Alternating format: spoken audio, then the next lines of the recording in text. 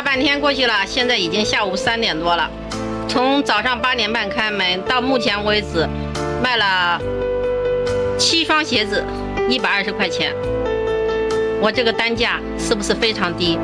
我现在的凉鞋真的就是不计成本的，只要有人要，我全部都卖，哪怕10块5块，我都卖掉。上午还卖了1双5块钱的运动鞋，没办法。